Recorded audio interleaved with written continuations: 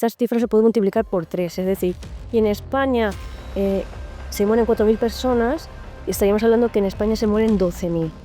Y si no tienes nada que decir, si no sabes qué decir, cállate. Aunque la OMS dicen que por cada suicidio hay 6 personas que se quedan como traumatizadas o afectadas, yo diría que ese 6 se queda corto.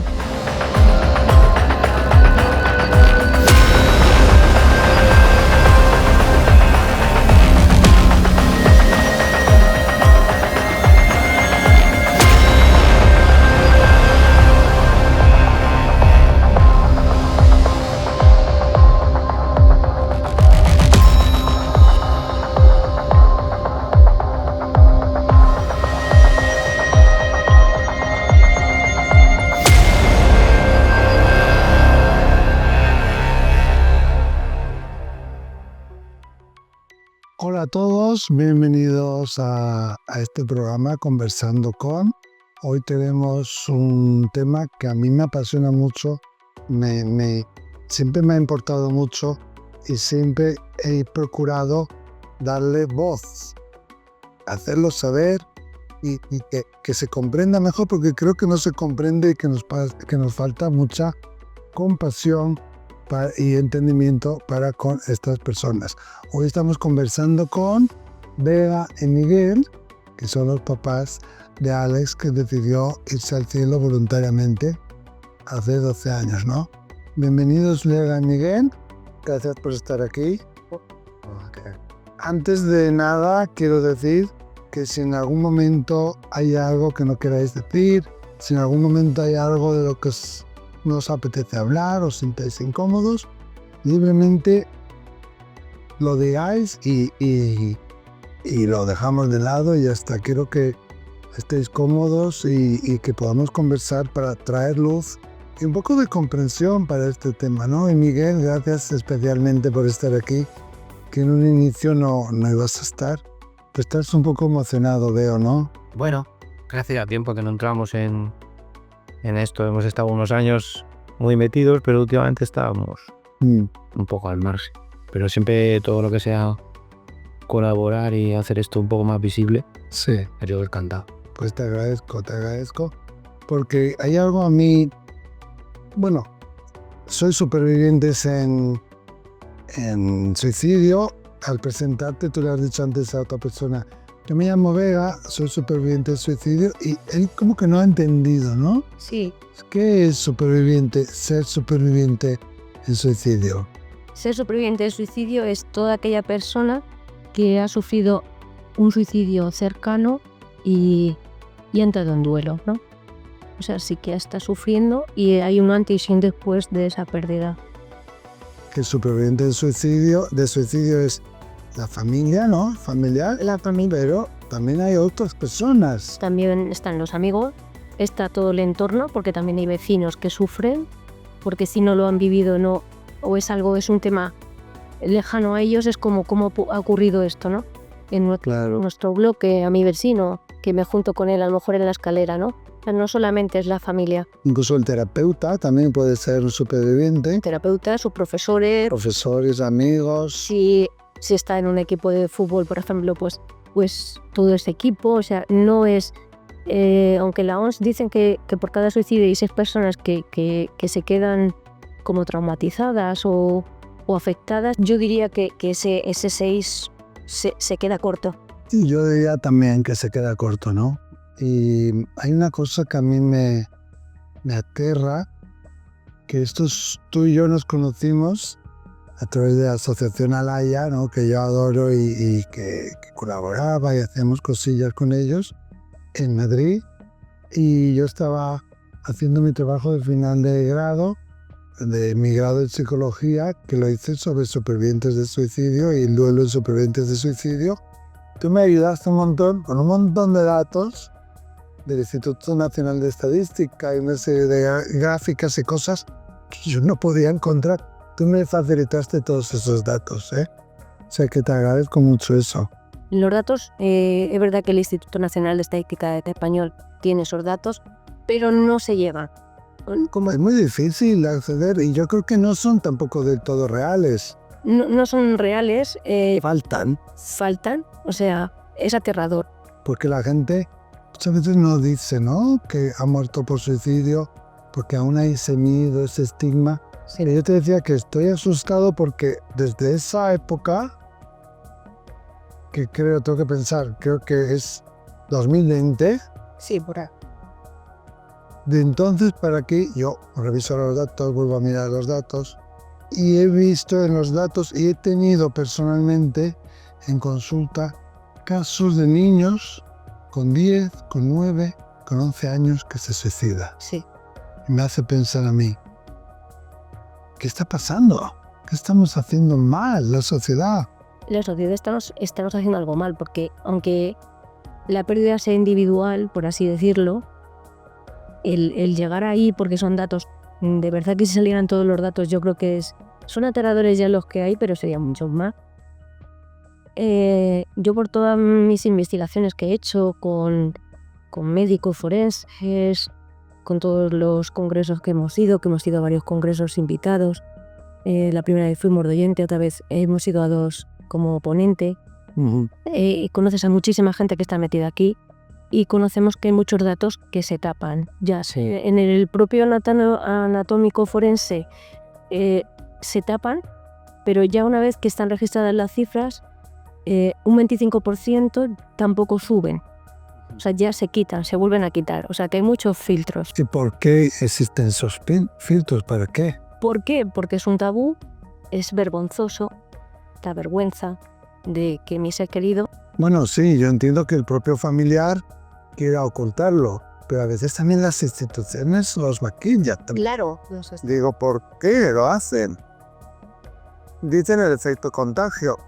Pero después en la pandemia estamos poniendo a tiempo real en la pantalla los muertos que ha habido.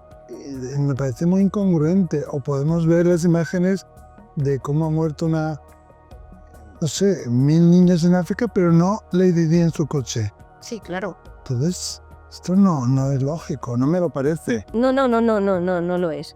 Exactamente es Yo he hablado con psicólogos, con psiquiatras, con el entorno, no solamente con las personas que hemos perdido, sino con muchas instituciones también. Y yo creo que sobre todo los psiquiatras y los forenses, que están muy metidos, que están ahí, ¿no? Que no pasan de paso, no, que están metidos ahí. O sea, que estudian, que tratan a personas y que...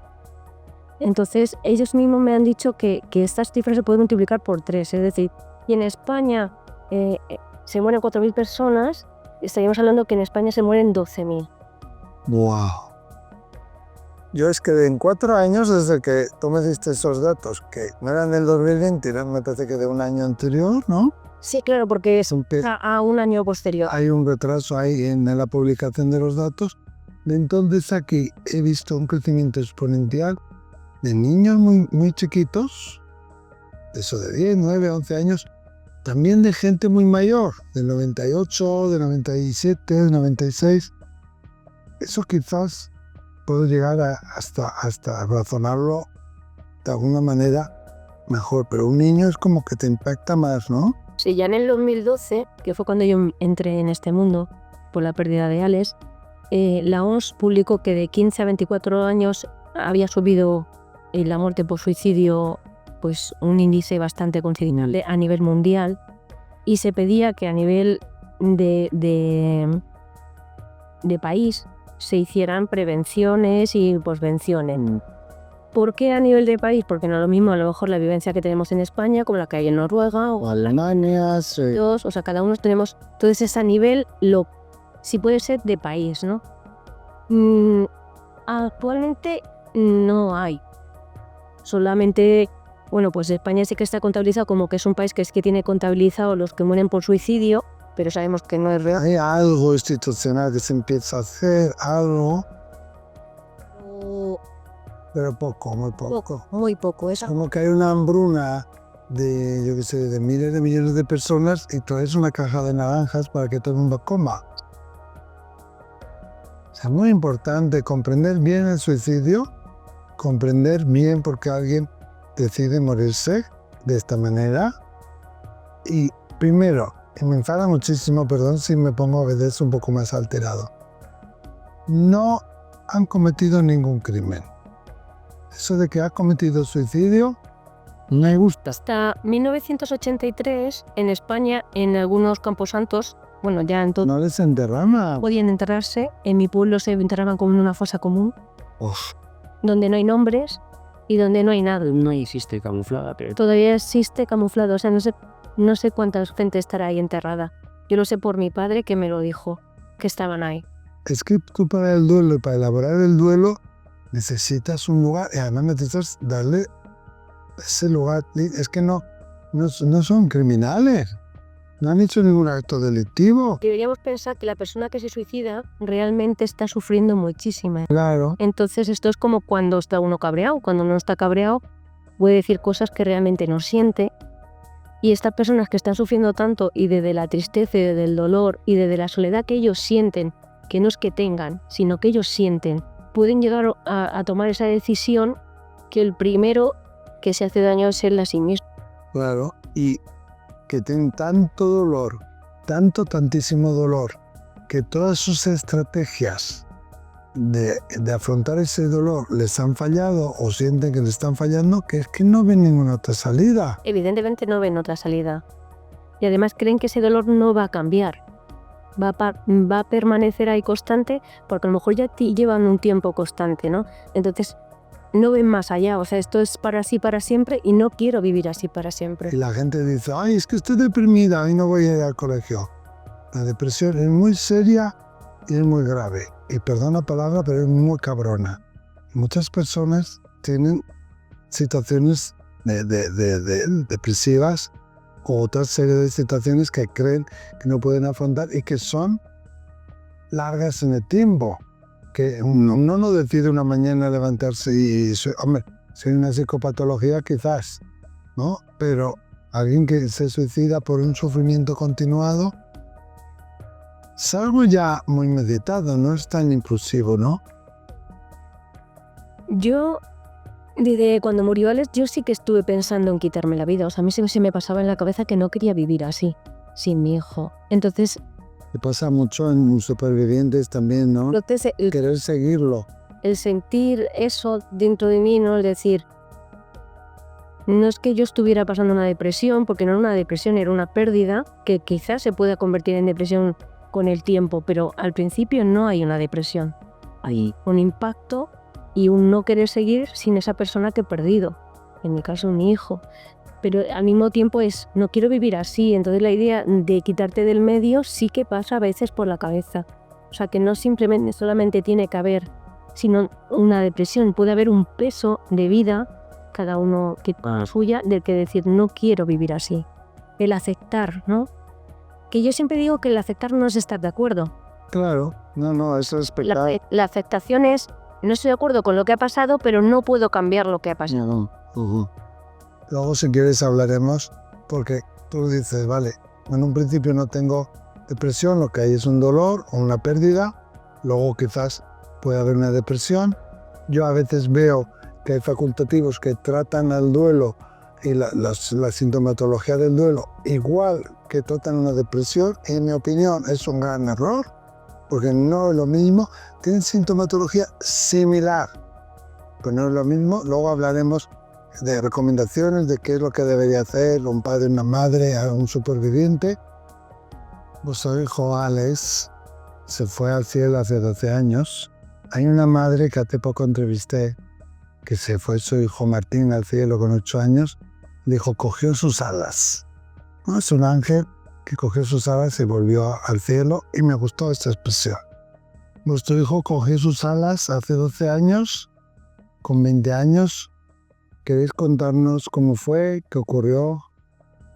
Lo que queráis hasta donde queráis. Alex estaba de vacaciones con su hermano en el pueblo donde somos los dos, en un pueblo de Ciudad Real. Y nada, todo iba bien. Se habían ido 10 días antes que nosotros, veranear. Y nos íbamos a juntar para el puente del 15 de agosto, que ya cogíamos 3 semanas de vacaciones y íbamos a estar juntos. No sabemos qué pasó, pero pasó algo. Era un lunes 13 de agosto y Alex decidió coger la puerta. Se despidió de mi hermano, de uno de ellos, dijo que iba a fumarse un cigarro y volvía, y nunca volvió. No hubo ninguna discusión, no hubo carta de despido, no hubo notas, no había mensajes, no había nada. Salvo. Aparentemente no hubo señales. No hubo ninguna señal. Y si las hubo, o tampoco se sabe. Porque eso dice, ¿no? Que avisan antes, que hay señales, que dejan la carta. También hay un 15 o un 20% que pues encima que es tan traumático, ¿no? El no saber nunca nada, ¿no? El ser... O sea, de repente un día se fue, voy a fumar. Sí. Y no volvió. Y no volvió. Y era por la noche, ¿no? Me has dicho antes. A las 9 o así de la noche.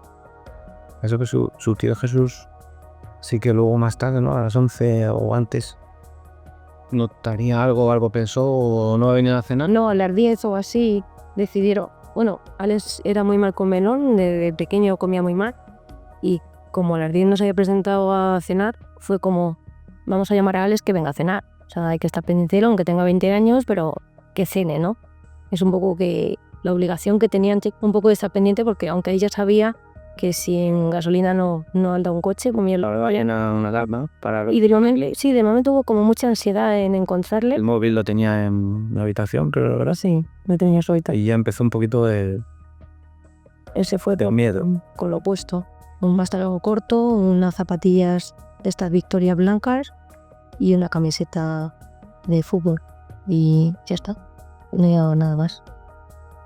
Tienen una hora por ahí buscándomelo. Y ya, pues lo encontraron. Iban a los sitios donde sobían ellos. Es un pueblo pequeño y hay 3 vídeos, o sea, no... No es por ser morboso, pero ¿cómo se fue? Seguro no deberíamos de contar cómo se... No, pues no lo contamos. Porque... Pues no lo contamos, no. Entonces, a mí no importa decirlo, pero bueno, prefiero no. No, no lo decimos. Y lo encuentra su hermano, me dijiste, ¿no? Era su hermano con unos amigos. Sí, luego también otro hijo mayor, que entonces él tenía 21, Alex tenía 20 y Miguel tenía 21. Y unos amigos que iban en el coche, pues fueron a un sitio donde se veían las estrellas y que mucha gente iba allí. Y Miguel tenía la sensación de que su hermano estaba allí. Fue como una intuición. Sí, que mi hermano está aquí. Y ya habían ido al principio, pero no lo vieron. Y era muy oscura. La noche era muy oscura, no había estrellas. Y bueno, pues fueron y al final ampliaron con los linternas de móvil el radio de donde estaba y lo encontraron. Y ahí estaba Alex. Qué shock, ¿no? Tiene que ser, porque a ti te duele, a él le duele. Todos sois supervivientes, pues tu hijo Miguel también. Pero además es como un trauma añadido, ¿no? Haberlo encontrado. Primero, como ese miedo que tendría esa intuición, no es una certeza, pero una sensación que se confirma, que nunca quisieras que se hubiera confirmado, y luego el dolor, ¿no? Sí, ellos lo encontraron sobre las 10 y media, no sé muy bien la hora, y a nosotros nos llamaron a la 1, me llamó un hermano mío. No puedo transcribir lo que me dijo porque es algo que tengo ahí borrado, o sea, es como lo tengo ahí tapado. Sé que me lo dijo, pero no recuerdo qué palabras utilizó. O sea, no puedo utilizar las exactas, porque no me acuerdo. O sea, eso es algo que bloqueé y tengo ahí bloqueado. Te dio la noticia de Tzadikov. Porque yo estaba en Madrid y ellos estaban en Ciudad Real y yo tengo que ir. Entonces, ¿cómo obligo a mi hermana a que venga hoy si mañana viene con las vacaciones? O sea, tengo que decirle la verdad, que ha pasado algo. Y entonces me lo dijo, lo que pasa es que no sé qué palabras utilizó. Y nosotros fuimos, pero siempre me quedó la duda de por qué nos habían llamado a la 1, si a las 10:30 ya estaba todo el mundo que lo sabía, ¿no? O sea, a las 10:30 lo encuentran. Sí, pero hasta la 1 nosotros no nos llaman. Quizás estarían debatiendo cómo hacerlo. Al cabo de los años, porque nosotros nunca preguntamos, tuvimos esa paciencia, sí que esa incógnita del por qué, pero no queríamos presionar. ninguno de los dos. Entonces al cabo de los años, que no sé si a los 5 años o a los 6 años, en un viaje hacia el pueblo, mi hijo venía con nosotros, mi hijo Miguel, y nos contó que es que él empezó a hablar del tema, que no suele hablar mucho, y dijo que es que trataron dando, porque cada vez que decía a mi hermano vamos a llamar a tu madre, él decía que no, pensando que podía haber un retroceso hacia atrás, o sea, como si podíamos solucionar esto. Su mente es como, no sé por qué, pero yo pensaba que podíamos ir hacia atrás. Como que aún hay una esperanza de que lo reanime a alguien. Claro, entonces era como, no porque mi madre se va a morir, o sea, es como mi madre, cuando sepa esta noticia, se va a Y morir, es que duro, ¿no? Que te den esa noticia. ¿sabes? Entonces, yo me acuerdo, es como si yo me desdoblara y me veo allí sola en el sofá de casa, con el pijama, que estaba con el pijama, él llegó luego, ¿qué ha pasado? Porque Y yo volví a llamar a su hermano, tío. él llamó a mi hermano otra vez, le preguntó, yo creo que te has equivocado, y claro, mi hermano dijo, Tú creías que se había equivocado, no podías asimilar la noticia. Pensaba que no encontraba a alguien por ahí, pero que no era él. También. Y digo, ¿pero estás seguro? Y dice, Miguel, si te llamo. luego claro, nos dijo, ¿cómo va a estar seguro si lo tenía allí? Pues un recurso de defensa también, ¿no? Claro, sí, es como, esto no me lo puedo creer, esto no nos está pasando. Está equivocado, ¿cómo va a ser mi hijo? No. Claro, ¿sabes? Eso es durísimo. Ahí que se te pasa por la cabeza en esos momentos. No Es sé. todo y nada, ¿no? Yo ya te digo que tengo, como si me hubiera desdoblado y verme llorar, no sabía vestirme, porque como se viste una madre, ¿no? Para ir a recoger a su hijo muerto, o sea, es que es... No sabes qué ponerte, no sabes qué vestirte, no sabes qué echar en una maleta. No echamos maleta, no pude hacer la En mi maleta. caso ella cayó para abajo y yo seguí Había que conducir hasta allí. 250 kilómetros. Entonces yo me puse el traje de no me he dado cuenta de qué ha pasado Lo vas sosteniendo. y tiré para abajo con el coche. Llamé a la novia de Nire, que estaba en Madrid, engordada todavía. Del otro, del mayor. Claro, digo, nosotros a lo mejor no podemos llegar tanto como la novia.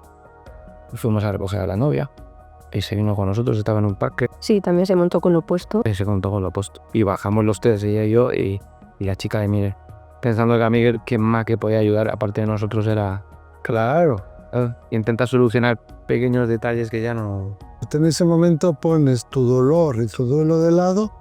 Tengo que sostener esta familia. Así todo eso. Y es muy de hombres también, ¿no? Y luego cuando caíste. Claro, posteriormente cuando llegaba a la asociación de Alaya que tú comentaste, ahí pues cuando ya... Bueno, y después en una misa que hubo tiempo después, ya cuando me Es como que tú no hiciste tu duelo al momento, lo hiciste más tarde. dijo, se enterró a Abel, no, y después de enterrar. Tenía que estar ahí para lo que surgiera. Que es un poco un error porque al final no terminas de entrar en el duelo que pasa. Pero luego eso dice que se haga ya en los grupos y... Es como que tu dolor se extiende más en el tiempo, ¿no? Como que supura más. Así. Sí, como que cierran falso, ¿no? De alguna manera. Por lo bueno, todo aquello que entonces si hay algo bueno es toda la gente que hubo en el funeral, en la misa. Me cayó en un puente y hubo, como dicen ahora los jóvenes, se comportaban muy bien, había cientos de chavales jóvenes, gente que bajó de Madrid, Sí, gente que está de vacaciones. gente que estaba de vacaciones también. El pueblo se llenó de un montón de gente. Las panaderías hacían Mogadillo, así como sé. Claro, es muy doloroso, pero en parte también eso es gratificante también, ¿no? Dentro de lo que se pueda, te están arropando. Sí, Y se siente. sí, se siente. Ya en aquel día yo pedí que lo dejaran descansar, ¿no? Porque esto del suicidio, claro, como no sabes que existe, no sabes que Ya. está ahí, que te puede tocar.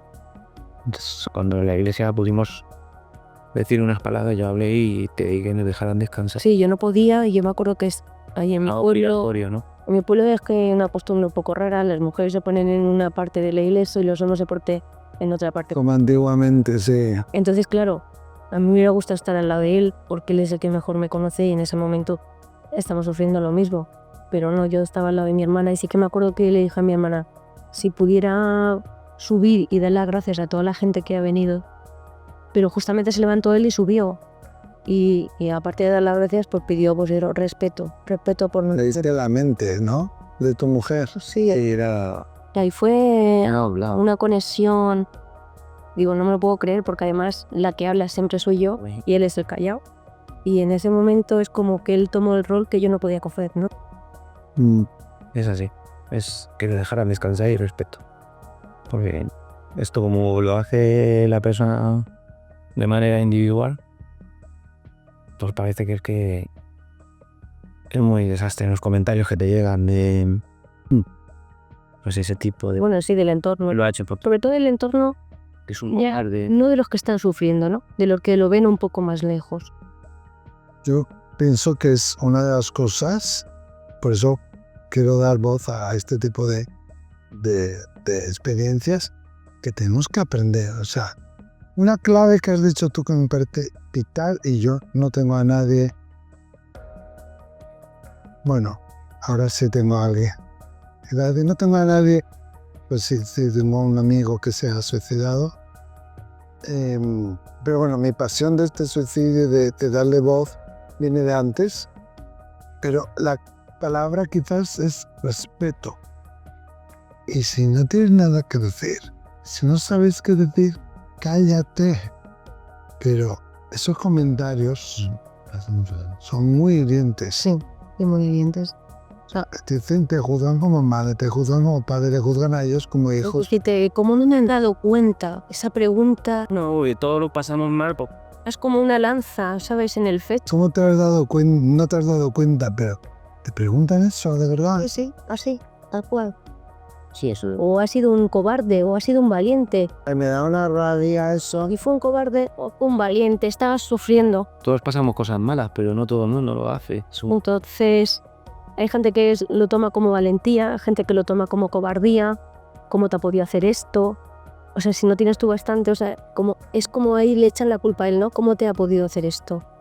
¿Cómo se ha podido hacer esto a él a sí mismo? ¿No sabes lo que pasa? Que O sea, cuando tú se lo dices a alguien, se queda tan en shock también que como para el cerebro empieza a buscar explicaciones. Y como de esto no se sabe nada, ni se encuentran motivos, ni se encuentran señales. Pues si tienen que rellenar el espacio, Llenar eso con lo que primero que se te pasa con la... Mira, no voy a decir amiga, pero una chica que fue conmigo en toda la escuela básica, parvularios y hasta el instituto, fuimos juntos. Y luego la veía porque era vecina de unos amigos míos y es la típica que siempre caía bien. Y yo desde niño tenía un cariño especial con ella, hacia ella. Ya después ya no he sido amigo, pero bueno, la he ido viendo por ahí, ¿no?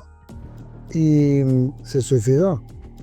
Se tomó no era la primera vez que lo intentaba, que también a veces suelen ser recurrentes. Se tomó unos somníferos y se tiró a un pantano.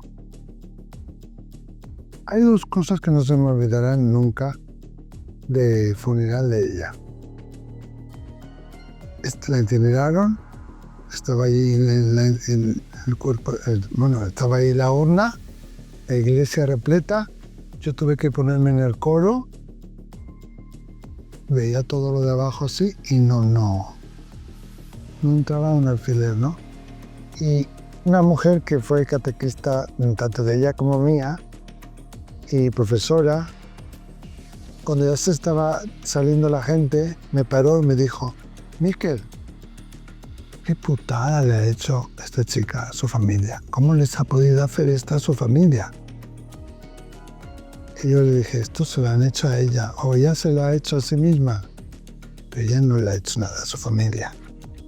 Y estuvimos hablando sobre esto, se vació la iglesia, se fue la mujer esta, y me iba a ir y miré para abajo, claro, ves toda la iglesia. Vi a la madre, que es que no se me olvida, esa imagen la tengo aquí grabada. Vi a la madre agarrándose a la urna, de rodillas en el suelo, enfrente del altar, llorando desconsoladamente, gritando: mi hija, mi hija, mi hija. Nadie puede comprender el dolor que tienen esas personas que se han suicidado. Pero nadie podemos juzgar el dolor que siente un familiar, un superviviente, y cómo expresa el dolor. Porque igual esta madre lo expresa llorando, pero igual otra persona la expresa, yo qué sé, haciendo macramé. Claro, es que aparte es algo que tú no eliges, ¿eh? Vamos a... la afrontación, ¿no?, del dolor es algo que tú no eliges. Yo lloraba mucho, lloré durante por lo menos 3 años y medio todos los días. Luego ese espacio de tiempo se fue quitando, pero incluso cuando ponía conciencia de que no había llorado, yo me sentía mal. Porque es como, hoy no he llorado a mi hijo. Entonces, no le soy leal o algo así, ¿no? Claro, entonces te das cuenta. Como que ya no me importa tanto y soy a la madre. Entonces es complicado, o sea, no es tan fácil. Sí que el duelo por suicidio siempre se alarga más, aparte por un hijo también se alarga más, porque creo que el duelo por un hijo como que nunca termina de... El duelo por un hijo es especial, tiene unos condicionantes especiales, y el duelo por suicidio también, y se juntan las dos cosas, ¿no? Se juntan las dos cosas, con lo cual es como 2 ritmos, ¿no? Pero volviendo a lo que decía antes, Miguel, de las cosas que la gente dice, ¿qué cosas sí deberíamos decir o hacer cuando alguien está en suicidio, cuando alguien está en duelo o es superviviente de suicidio, y qué cosas no deberíamos hacer? Pues yo creo que con decir lo siento mucho o darte un abrazo o un apretón de manos es suficiente. Sí, tienen que tener cuidado porque cuanto más cercana a la persona, más... El querer justificar algo... Y meter en la pata. Claro. Mucha gente, es probable que alguien que no te conozca, ajeno, tenga más paciencia y más escucha que... Esos comentarios, ¿verdad? Porque el que está cerca, como lo ha conocido y tiene ese criterio de... Mejor. ¿Te ha conocido o se cree que lo conoce? Y dice, pues tú no tienes por qué estar así. Intentan animarte, intentan sacarte de aquello, y de aquello no te tienen que sacar. Tú tienes que vivirlo así. Que el duelo no es una enfermedad. Claro. Tiene mucho tiempo, ¿verdad? Aún no tiene tiempo. No tiene tiempo. A mi madre seguíamos yendo a terapia después de 1 año. Dejarlo ya. Bueno. Dejarlo ya. Sí, dejarlo ya. Sí, ya pasó. Es que qué osadía, me parece una osadía. Pero esos son gente que no ha tenido una pérdida. Yo creo que la gente que se le ha muerto un familiar, o sobre todo un hijo, no os dirá esos comentarios, que no puede ser. Quien ha perdido un hijo solo te abraza. Porque sabe. Mira, a mí no es comparable para nada, pero se me fue un hermano la noche de Navidad, del 24 al 25 de diciembre del 2007, se fue a dormir y no despertó más. Fue un impacto, fue un shock. Diríamos desgraciadamente no el último, mi primer gran duro. Y algo que yo siempre llevaba muy mal, porque yo me enfoqué en el trabajo, tenía una tienda, me metí en la tienda, sacaba los pedidos, miraba los aldaranes, ponía los precios, colocaba los productos. Me aislé del mundo ahí, ¿no? Y a veces me quedaba hasta la 1, hasta las 2 de la mañana, poniendo todos los productos, haciendo pedidos, mandando faxes, porque era por fax. Y había gente que me venía y me decía, amigos, y estoy seguro que tenían buena intención. Y me decían, para lo que quieras, sabes dónde estoy yo. Y me dolía aquí dentro cuando me decían eso. Si justo no puedo ni levantarme de la cama. Estoy metido en esta cueva de 17 metros cuadrados porque es un refugio que yo me he metido. Necesito que me saques aquí. Claro. No necesito que me digas, para lo que quieras estoy aquí, para lo que quieras sabes dónde estoy. Eso lo van a decir. Unos amigos míos, que somos amigos desde los 11 años, vinieron un matrimonio, me sacaron de allá, me dijeron, Miquel, ya está bien, estás como secuestrado, has perdido un montón de peso, ven con nosotros, estás con nosotros en casa. Tengo chocolate, tengo gominolas, vemos una película o no vemos nada. Si quieres hablamos y si quieres estamos en silencio, pero vienes con nosotros. Y yo dije que no, y se presentaron allí. Y es lo que yo necesitaba. Cuando alguien está en duelo, sobre todo si es bueno, yo creo que todos los duelos, pero sobre todo si es un duelo traumático. Sí, las muertes repentinas son duelos traumáticos. Claro, necesitas que te saquen de allí, ¿no? Y luego, no es más sufriente el viudo que la viuda, no es más superviviente el padre que la madre, o el hermano que la madre. Cada uno tiene su proceso. Sí. Evidentemente. Eso de después de 1 año seguir yendo a terapia, o sea, es que me parece es que me parece insultante, con perdón, que me enerva.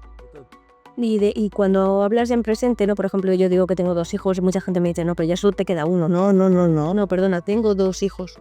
Uno vive en el cielo y el otro vive en la tierra. Y no. Hay un contacto y una relación que solo es en una dirección, porque no es hacia acá, las veces que yo quisiera. Bueno, eso te iba a decir.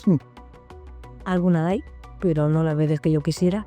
Pero sí que el amor es presente. Claro.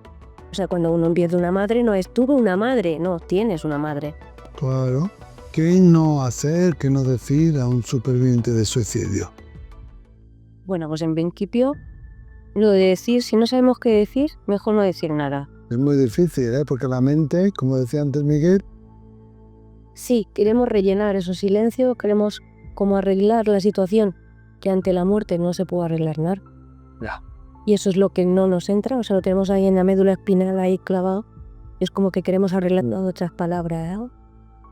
Entonces el decir, pues yo que sé, barbaridades. Yo creo que lo mejor es decir lo siento mucho, si lo puedes decir, y el que no pueda decir nada, pues un abrazo, ¿no? Un abrazo, un apretón de manos, el que no sea de abrazar, porque no todo el mundo es de abrazar. Y no decir te comprendo, si no has pasado por lo mismo, es que además te da como latigazos. Claro, te comprendo. Y no se te ha muerto ni el gato. Claro, entiendo lo que está pasando, no lo puedes entender, es imposible.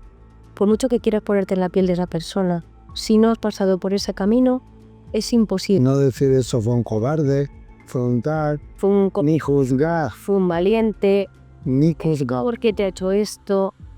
Yo siempre lo del por qué te ha hecho esto, vamos a ver, no pudo pensar en mí si no podía pensar en él. Es que en ese momento es como un cortocircuito, una disociación con todo.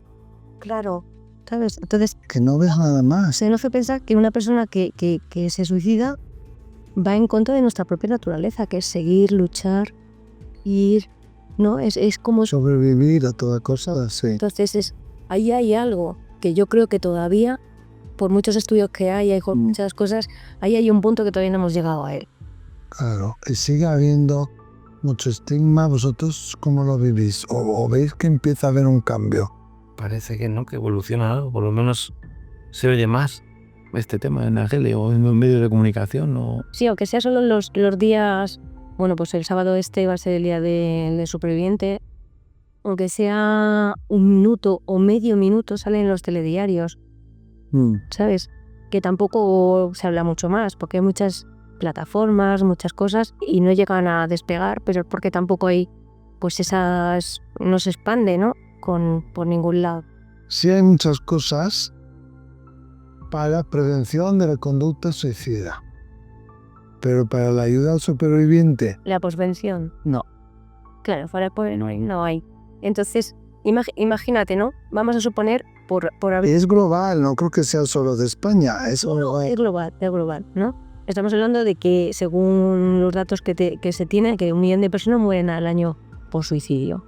Entonces es como que todos los días mueren 3.000 personas por suicidio. Datos que ya te digo que son muchos más, porque de 194 países creo que somos en el mundo, pues solo creo que son 36 que llevan unos datos. Entonces, a raíz de ahí, de 194, o sea...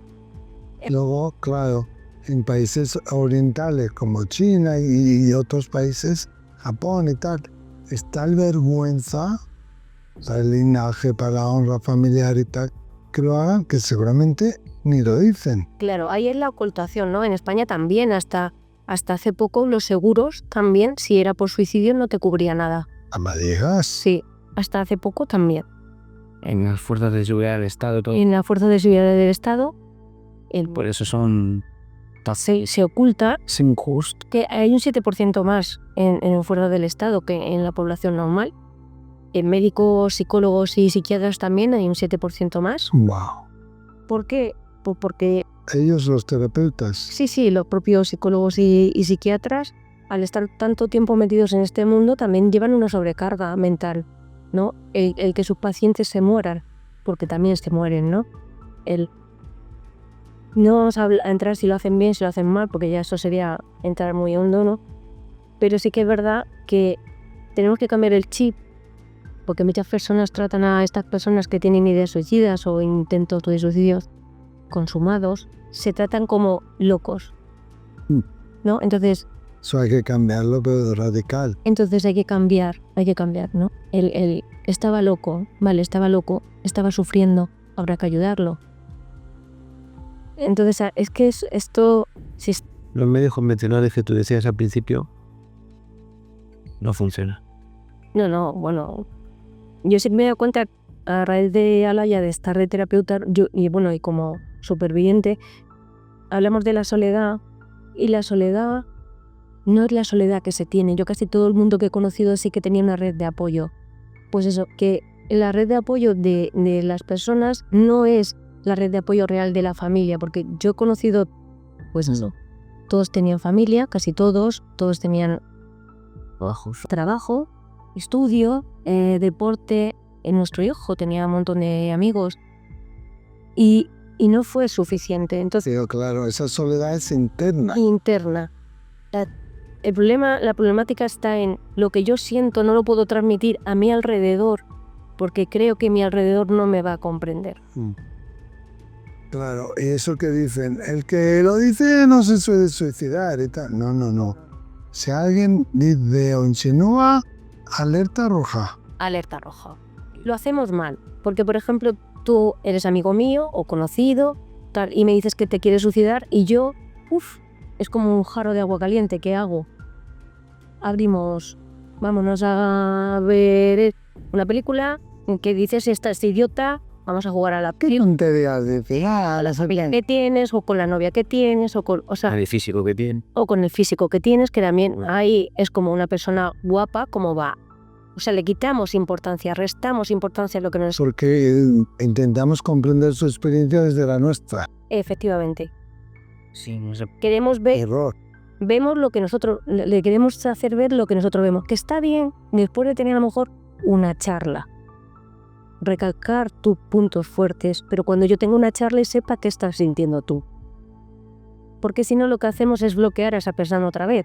O sea, nos han lanzado que tiene ideas, a veces lo dicen claramente, otras veces insinuando de que no quieren seguir, ¿no? Y yo lo que hago es, lo que tontería estás diciendo. Con lo guapo que eres, con tu madre, con tu padre, con tu trabajo, yo te veo genial. Con la novia que tienes y tal, como... Guapo que tú eres. O sea, quitamos importancia. Y entonces le estamos restando, ¿a qué le estamos restando? A lo que él está sintiendo. Entonces esta persona vuelve a bloquearse y es de tipo, vale, pues tienes razón. No estamos ayudando en nada. Lo hacemos al contrario. Deberíamos de decir, deberíamos, si estamos mirando hacia allá, hacer un giro, que decir, ¿qué me estoy perdiendo? Cuéntame más de eso que estás sintiendo o qué es lo que estás sintiendo, porque me estoy perdiendo algo. Yo creía que te iba muy bien la vida. Estoy aquí para... ¿Qué quieres contarme? No sé lo que nos sale. Dedícale. Pero es punto. Vuelvo hacia ti. No nos vamos, no. Estoy aquí para ti, ¿no? Y no vamos a juzgar lo que nos digan, si estamos de acuerdo o no estamos de acuerdo, porque no es nuestro sentir, es el de... Claro. Entonces, el cambiar el sentir del otro es lo que nos hace tanto en el post también, ¿no? Hemos perdido a mi hijo y el otro quiere sentir lo que yo siento y es imposible.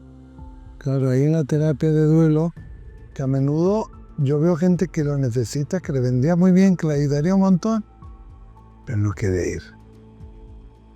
Que es reacia, ¿no? Iba al médico, igual le atiborran de pastillas, que quizá en un momento del inicio puede ser interesante un ansiolítico, pero luego hay que hacer algo con eso. No se puede dejar eso así que perdure en el tiempo, porque luego se cronifica, bueno, hay otra serie de patologías que se incrementan, ¿no?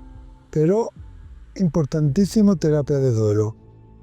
Y hablábamos antes, fuera de cámara, de que existen distintos tipos de duelo y que es de vital importancia no mezclarlos, ¿no? Sí, porque claro, el rol de cada persona... Bueno, perdón. Y si alguien llega con un duelo muy traumático, muy con la herida abierta, quizás primero es importante tratarla de forma individual y no que vaya a un grupo. ¿Cómo funciona eso? Sí. Primero hay que tratar a la persona y saber qué hay detrás de esa persona. Primero se le hace una entrevista de bienvenida. Sí. Que tú valoras. Tú valoras cómo está esta persona y por lo menos la tienes que tratar 3 veces. Que menos que 3 terapias para saber algo de... Sí, porque en realidad a la cuarta es cuando empiezas un poco a ver, ¿sabes? 3, 4. Yo siempre que he tratado a personas siempre he dicho que no hay ni terapeuta bueno ni doliente malo, o sea, sino conexiones entre personas. Si yo soy tu terapeuta y tú vienes y me estás contando y tú ves que no hay conexión y a la tercera vez sigue sin haber conexión, no va a haber conexión. No la va a haber nunca. Entonces tú tienes que cambiar de terapeuta. No es que este terapeuta sea lo peor, no, es que no vas a conectar con él. Sí, yo tengo en mi equipo una psicóloga que les hace unas entrevistas iniciáticas gratuitas para ver si yo soy la persona adecuada para ti y si tú puedes estar bien conmigo, yo te puedo ayudar. Igual no soy yo, igual es otra persona. Y es vital para ese proceso de duelo. Sí. Que haya esa conexión terapéutica. Claro, tienes una conexión, porque si yo no puedo ser yo delante de ti o tú delante de mí, no va a haber un proceso adecuado. No, porque va a haber algo que no vas a contar, va a haber algo que no te vas a tener confianza. Si te verás que al principio no hay una confianza para contar toda tu vida. Claro. Evidentemente, o lo que te pesa, porque no se trata de contar tu vida, sino lo que te pesa. Y entonces lo que te pesa está lo que has perdido y luego se va complicando porque la vida no para. Entonces es lo que te pesa más lo que va sucediendo. Entonces si no hay una conexión entre personas, evidentemente no va a haber ese proceso hacia adelante. Y luego cuando se trabaja en grupo, muy importante no mezclar, ¿no? los tipos de duelo. Claro, yo siempre pienso y he visto, he contrastado por mi experiencia primero como superviviente, después como terapeuta, que el duelo por suicidio, en este caso, aunque he tratado más duelos por pérdidas repentinas y por otro tipo de pérdidas, por enfermedades largas, o sea, he tratado varias personas, bastantes personas, porque en 4 o 5 años que estuve de terapeuta se trata bastantes personas. Es una cosa que yo creo que hay que hacer como grupos. Los hermanos tienen una forma de sentir, los padres otra forma de sentir, los viudos y viudas otra. Entonces siente que se puede hacer grupos divididos. Va a haber más conexión entre ellos. Claro. Y a la hora de relatar cómo se sienten, es como, yo me acuerdo cuando empezamos nosotros como supervivientes, como en el grupo de padres, cuando hablaban otros padres, tú sentías constantemente, ¿no? Parecíamos como perrillos de estos que iban antes en los coches, que no hacían más que menearse, ¿no? Pero es que es muy importante, tú no puedes mezclar a una madre con otra, a una madre que se ha muerto un hijo, con otra persona que se ha muerto un perro o un abuelo de 90 años. Es que cada uno le duele lo suyo, pero sí tendemos como a compararnos. ¿No? Y existen muchos tipos de duelo distintos. Yo he perdido muchas personas a lo largo de mi vida. He perdido con 7 años a mi hermana, con 14 a mi abuelo, que además yo estaba con él y era una enfermedad terminal y le di morirse. Y luego a mis abuelas, a Alex, que era mi hijo, a mis tíos, a mis primos. Y te puedo decir que de todos los duelos me quedo con el de mi hijo, el más duro, ¿no? Porque el más duro siempre es como el amor más grande, ¿no? Pero el que haya perdido a su madre y sea el amor más grande de su madre, hasta ahí, pues claro, hay un antes y un después de ese choque. Yo sentí, por ejemplo, mi madre murió 5 meses después que Alex, y yo sentí que todo sentía a mi madre.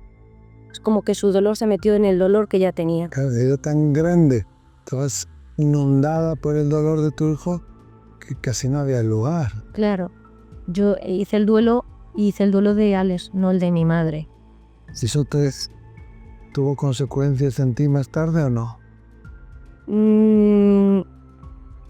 Tuvo consecuencias porque, por ejemplo, a lo mejor alguna vez que echaba de menos a mi madre egoístamente como madre, pues a lo mejor decía, mamá, pues tú en tu cabeza, ¿no? Te pones a llorar, cuánto te echo de menos, estuvieras aquí y tal, no sé qué, pero siempre revertía en Alex, o sea, siempre, la vertiente siempre lleva a Alex. Como mi mar es el afluente y el río más grande es Alex, ¿no? Claro. Entonces, el Que tiene su lógica, claro. ya, pues, mamá, perdóname, ¿no? Perdóname, pero es que el dolor más grande que tengo es Alex, no tú. Y creo que luego como madre ya me hubiera comprendido. Total, El de, estoy seguro. pues claro, que el dolor más grande es el de tu hijo. Por mucho que te Estoy seguro. madre. Estoy seguro. Entonces en la vida, entonces en estos 12 años que hemos pasado bodas, bautizo, comuniones, hace nada ha sido la boda de nuestro hijo mayor y faltaba mi madre, pero quien más me faltó fue Alex. Claro. ¿Y lo habéis sentido de alguna manera? Sí, Sí, Miguel también tuvo que tarde con él y sí, fue ahí estaba pues. un ritual. Bueno, La boda. sí, puso algunas frases en un marquito y lo tenía allí en la iglesia y ahora lo tiene colgado ahí en su habitación, ese propio, es como estuvo allí y ahora está aquí conmigo, ¿no? Es una tontería, ¿no? Quizá de otro, pero para él es importante, para él es muy importante. Y claro, es como decir, sí, yo me acuerdo cuando estábamos en terapia, conocimos unos padres jóvenes que acaban de perder un niño, les había ahogado en una piscina y su hija le hicieron en la clase los niños que tengan hermanos que se coloquen aquí y los que no se coloquen aquí. La niña se colocó después de perder a su hermano en la fila de tener hermano. Claro. Y la profe la sacó. Ay, no. Y la puso obligadamente en la otra fila y le dijo, tú ya no tienes hermano. Perdona. Pues esa profe, vamos. Sí tienes hermano hasta el fin de tu vida. Claro. Y si nacieron otros dos, tiene otros 2 hermanos más, pero para ella tiene 3 hermanos. Claro. Totalmente. Además es que... Incluso para los que no han convivido con ese hermano, yo creo que es bueno saber que tuvieron ese hermano. Sí. Y lo tienen, de alguna manera. O sea, es... que lo siguen teniendo. O sea que la incultura en este caso de esta profesora, y en mi opinión, falta de empatía, Claro, evidentemente. la niña le han hecho, vamos, un hijo de madera. Claro. Es como empatía cero, ¿no? Empatía. Por favor. ¿Quién eres tú para...? Pero con la madre que tenía una habitación con la cuna decorada. Sí, bueno, una psicóloga también le dijo que lo mejor es el niño sería que Fue tiempo en el hospital, 3 días, y aprovecharon y le recomendaron que limpiara la habitación y cuando la madre llegó a los 2 o 3 días de su casa. el marido había quedado todo y había pintado de toda la habitación. No había culo. Porque una psicólogo del hospital le dijo que era lo mejor. Pues en vez de dejar que tú elabores tu duelo, te la arranco de cuajo esa mujer. Y Vamos a ver, eso no se puede hacer. gente que estudia psicología, tú lo sabes que está el duelo patológico. El duelo patológico significa que no avanzas. Pero yo no estoy de acuerdo con eso, con el duelo patológico. ¿Qué es el duelo patológico? Que no se puede analizar un duelo desde la mente. No se puede tratar a una persona que está en duelo desde la mente. No. Te digo, o sea, que la gente puede comprar, por ejemplo, una chaqueta de Michael Jackson o de otro, bueno, no ha venido Michael Jackson porque siempre viene Michael Jackson, y no, Michael Jackson, y se gasta, yo qué sé, X dinero, bastante dinero por tenerla en su casa de un ser que no quería, sino que admiraba. Y eso lo validamos. En cambio, tú no puedes tener algo de tu hijo, de tu hija, de tu madre, de tu padre. ¿Por qué no? ¿Por qué no? A mí me dicen muchas veces, es que tengo las cenizas, me han dicho que es malo. ¿Pero por qué va a ser malo? No es malo. Cuando tú estés preparado, si alguna vez lo estás, verás qué hacer con ello. Y si mientras tanto está ahí, pues ¿qué hay de malo en ello? No hay nada de malo en ello, ¿no? Y tú me decías antes, fuera de cámara, que en el caso de los suicidios no es lo mismo como, por ejemplo, una viuda lo puede llevar, el suicidio de su marido, o como una madre o un padre lo puede llevar.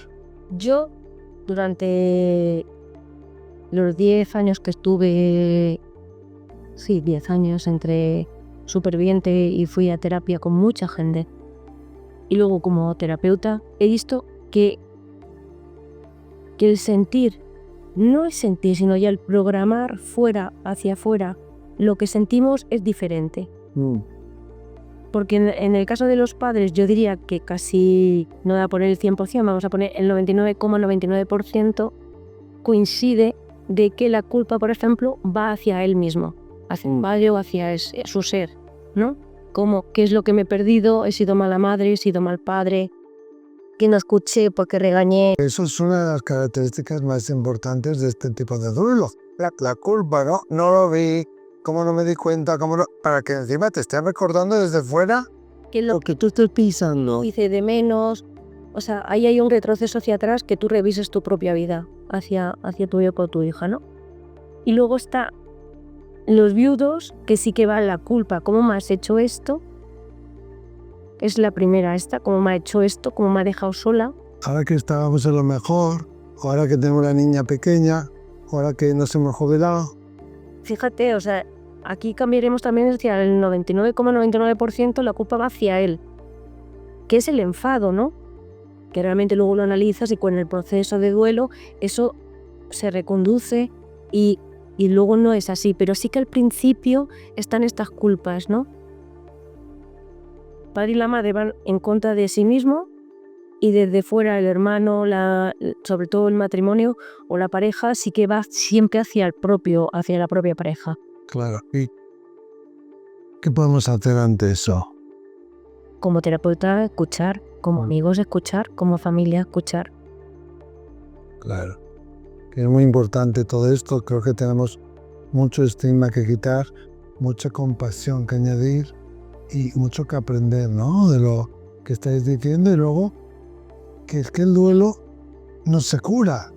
A veces veo a hijos, en este caso, por ejemplo, de una madre que se ha quedado viuda, y los hijos, y quizás porque ellos reviven su dolor cuando ven sufrir a su madre, le dicen, no, tú tienes que volver a ser la que eras, tú tienes que salir, tú tienes que ir a bailar, tú tienes que ir al bingo como ibas antes con tus amigas, tú tienes que volver a ser la que eras. Pero es que no vas a volver a ser la que eras. Nunca lo eres. No. O sea, yo... Te aproximas, pero... Yo lo comparo, Miguel, con una amputación. Yo me amputan el brazo y yo aprendo a vivir sin este brazo. Y aprendo a vivir de otra manera. Y las cosas que antes hacía con dos manos, ahora lo tengo que hacer con una. Y hay situaciones que a veces me cuesta hacerlas con una sola mano.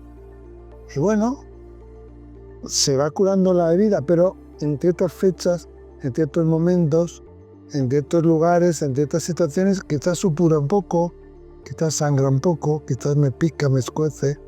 No soy una lagartija, a mí no me vuelve a crecer. Claro. ¿No? Y luego, es que te transforma, el dolor se transita, ¿no? Más que sanarlo. Sí, más bien te tienes que acostumbrar a vivir con esa pérdida, a conocer a la persona que queda, porque la persona que queda ya no es la que había. Tú, que es decir, ¿no? Tú ya no eres la que era, vas a convertirte en otra persona. Te conviertes en otra persona. Es como un bosque que se quemó, y hay árboles que han sobrevivido, pero estos quemados ya no. La reconstrucción de ti mismo es también quererte a ti mismo como has quedado, porque no eres la misma persona, ni vas a sentir como sentías antes. Siempre hay un antes y después, y en nuestro caso cuando hablamos de antes y después, antes a esa fecha, ¿no? Cuando perdimos a nuestro hijo. Entonces es como un punto de inflexión que siempre va a estar ahí. Y si quieres conocerte a ti mismo, porque tú te mires al espejo y tu cara, tus ojos, el brillo de tus ojos cambia. Cambia todo. Entonces ya no es que no aceptes incluso la vida que te queda, que no la quieres. Por eso te hablaba de... ¿Llegas a la aceptación? Bueno, es una aceptación de no estar de acuerdo con lo que ha sucedido, pero no puedo cambiar nada de lo que ha sucedido. ¿Puedo cambiar algo? Sí, tu actitud. La actitud hace mucho, ¿no? Si pudieras, lo cambiarías, todo lo cambiaríamos. Claro, si fuera por llorar y por nombrar, ya estaba aquí. No se hubiera ido. Pero como no lo podemos cambiar, ¿podemos hacer algo? Sí, pero los demás también tienen que tener paciencia. Que a veces no lo tiene. Claro. Quieren que tú vuelvas a ser la persona que eras, cosa que es improbable. a no ser que finjas, que también se pierde. Que pasa mucho y luego viene el duelo retrasado, que de repente por otra cosa. Y en estas situaciones, ¿no? De repente tú finques o no lo elaboras el duelo de forma adecuada y con el tiempo, por otro motivo, salta el duelo, ¿no? Eso sería el duelo retrasado. Claro. Y aquí, por ejemplo, el estrés puede ser un atenuante, ¿no? Claro, es como hablábamos antes, mucha gente que pierde, como tú has hablado de tu hermano, y eso está muy bien, siempre se habla duelo masculino y femenino, pero es porque la mayoría de las mujeres o la mayoría de los hombres hace esto. De alguna manera hay que acotar, ¿no? El duelo masculino normalmente, en el caso de Mire también, se mete tanto en el trabajo que desconecta de su dolor. Es lo que intenté hacer yo, pero cuando me secuestraron también me ayudaron a seguir adelante. Claro.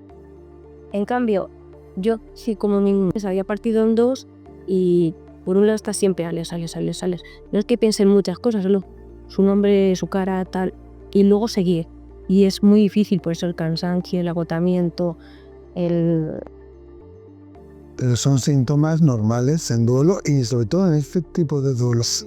Es verdad que es más largo, ¿no? En este tipo de duelo, la recuperación, ¿o es más lento? Yo creo que es más lento, es mucho más lento.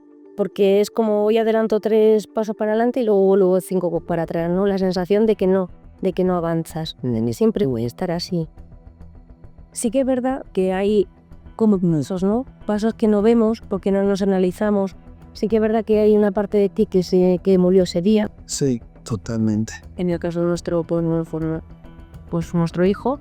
Y en el caso, pues que lo que hablábamos antes. Si tú pierdes el amor más fuerte es el de tu hermano, comparativa es el tu hermano. Es que tendemos a comparar. Total. Y no debemos de comparar. Por eso es importante que tengamos los mismos tipos de duelo unidos cuando tengamos a terapia en grupo de duelo. Claro, porque si no, ¿quién sufre más, tú o yo? Pues tu sufrimiento es tuyo y el mío. A mí me pasó, lo vi en la calle con 2 padres. Me pensé que era una noche vieja o algo así, me encontré en la calle 2 padres, uno que se le había muerto un hijo adulto y otro que se le había muerto su hijo recién nacido. Y estaba yo con mis hermanos y con la familia y justo coincidieron que pasaban cerca de mí, el uno se cruzaba con el otro, ay, lo siento mucho y tal, que cual, jo, qué dolor. Pero bueno, por lo menos el padre que tenía el hijo recién nacido, fallecido, le dijo, por lo menos lo has disfrutado todos estos años. Y el otro padre le dijo, sí, pero tú por lo menos lo has podido gozar y tal, y era un bebé, no me acuerdo exactamente de la expresión, pero cada uno comparaba como, tú por lo menos lo has visto crecer, ya, pero tú has tenido la suerte de poder estar con él y acompañarlo, sí, algo así, porque uno fue una muerte súbita y el otro no. Entonces, los dos han perdido hijos. Uno como de unos días, el otro de unos años. Pero cada uno se comparaba con el otro. Lo primero que hay que hacer es no comparar el dolor, porque el dolor es único y el mío es el máximo y el tuyo es el máximo. Y esto lo debíamos de tener. Y luego que, perdón. No, que lo debíamos de saber. Y no es algo como que o lo tienes o no lo tienes. Eso, hay que por salir, por disfrutar de un viaje, por llorar menos o no llorar, no estamos olvidándonos de nuestro hijo. Por volverte a casar con otro hombre no estás olvidando a tu marido fallecido. ¿No? ¿Ahí qué le diríais a la gente? Lo primero que solemos juzgar desde fuera, ¿no? Lo segundo, no tener prisa por tapar ese hueco. Yo no digo que la gente que no pierda un hijo no tenga otro, o la gente que pierde una pareja no tenga otra. No, estoy diciendo que la persona que vas a tener no puede ocupar nunca el lugar vacío, y porque el vacío pertenece a la persona que ella es. Y si se llena, se llena de esa misma persona. Claro, es que es parte de tu ser. Bueno, para terminar, Vega, Miguel, ¿qué os gustaría contarle a la gente o qué consejo os gustaría dar a las personas? que estén en duelo o que sean supervivientes de duelo y que tengan a alguien alrededor con estas características. Si es una persona que está al lado y quiere ayudar, que sea paciente, que no solamente le mande un WhatsApp de sabes que estoy aquí. No, esto es horrible. Te presente en casa, le lleve dulce, le lleve hecho cocido, te traigo cocido. Eso es genial, la comida, ¿eh? La comida, Ayuda un montón. porque yo tardé mucho en cocinar, incluso en ducharme, y me costaba hasta asearme, ¿no? Entonces, el ayudarte. Y si no puedo ayudarte, pues sácame, invítame a tu casa a comer. Espérame. Claro, Pero no me digas, oye, ¿quieres venir mañana? No. Hazlo mañana y mañana vas y te presentas ahí y dices, mira, que tengo esto preparado, nos vamos. sí, algo así, ¿no? Y porque si no la persona siempre va a decir que no. Siempre. Y si fallas ese día y no lo consigues, intentarlo. Claro, seguir, ¿no? Puedes animarte. ¿Tú has sentido, Miguel, que el entorno te ha podido apoyar o no? No, a mí mi entorno no encajan por las prisas de querer sacarte de ahí, porque no. Mi familia ha sido un estilo más distinto a la suya. Y no han tenido esa paciencia que hay que tener, que decíamos. Claro. De andar con tiempos, y esto no tiene tiempo, y ya no vuelves a ser el mismo. Lo que yo quisiera decir, y una cosita que quiero decir para así terminar, es que por la experiencia que he vivido de gente que se ha suicidado, casi todas las personas que se han suicidado tienen una percepción de la realidad distinta. Son personas muy sensibles. Hay que entender que alrededor tuyo existe ese tipo de personas y aunque no lo vemos, lo pueden estar pasando mal, y cada uno de nosotros tenemos que estar un poco alertas, porque lo que a ti no te ahoga, puede haber alguien al lado que le esté ahogando, ¿no? Y es que, por lo que hemos visto, nosotros Sí, son sensibles. Tienen una sensibilidad una tolerancia distinta a otros. ante las injusticias, ante el mundo, ¿no? Una conciencia de me gustaría cambiarlo, no puedo cambiarlo y esto también me ahoga. Eso no cae en saco roto, que se hace sufrir, ¿no? Claro, Ese sufrimiento interno que decíais al principio. sí, ahí llevan el peso de una comunidad o de su entorno que no pueden cambiar. Que nosotros a lo mejor pues, podemos tender un velo y decir no lo puedo cambiar, pero no me afecta. A ellos sí. A ellos sí. Pues Vega, Miguel, Alex y por todos los supervivientes, gracias por estar aquí. Gracias, muchísimas gracias. Hasta la próxima. Hasta la próxima.